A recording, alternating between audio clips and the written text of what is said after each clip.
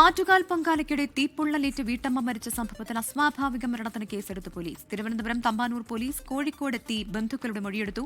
മരിച്ച Kozhikode west hill സ്വദേശി TJ വിജിഷയുടെ സംസ്കാരം നാളെയാണ്. വർഷ ഗിരീഷാണ് കോഴിക്കോട് നിന്ന് ചേരുന്നത്. വർഷ, വിവരങ്ങൾ.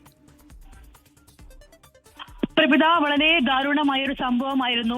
ആറ്റുകാൽ അമ്മയ്ക്ക് പൊങ്കാല അർപ്പിക്കുന്നതിനിടെയാണ് കോഴിക്കോട് വെസ്റ്റ് ഹിൽ സ്വദേശി വിജിഷയ്ക്ക് പൊള്ളലേറ്റത്. തുടർന്ന് തിരുവനന്തപുരം മെഡിക്കൽ കോളേജ് ആശുപത്രിയിൽ ചികിത്സയിലായിരുന്നു. എന്നാൽ സ്ഥിതി മോശമായതിനെ തുടർന്നാണ് കോഴിക്കോട് സ്വകാര്യ ആശുപത്രിയിലേക്ക് മാറ്റിയത്.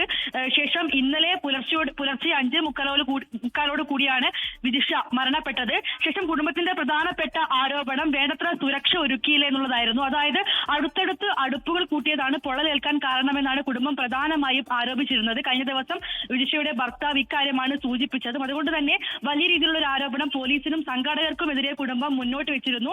ഇക്കാര്യങ്ങൾ, ഈ അടുത്തടുത്ത് അടുപ്പ് കൂട്ടിയ കാര്യം പോലീസിനെയും സംഘാടകരെയും അറിയിച്ചെങ്കിലും യാതൊരുവിധ നിയന്ത്രണവും ഏർപ്പെടുത്തിയിരുന്നില്ല എന്നതാണ് കുടുംബം അറിയിച്ചിട്ടുള്ളത്. ശേഷം ഇന്നാണ് തമ്പാനൂർ പോലീസ് കോഴിക്കോട് എത്തി കുടുംബാംഗങ്ങളുടെ മൊഴി രേഖപ്പെടുത്തിയത്. ശേഷം പോലീസ് കേസ് എടുത്തിട്ടുണ്ട്. അസ്വാഭാവിക മരണത്തിനാണ് കേസ് എടുത്തിട്ടുള്ളത്.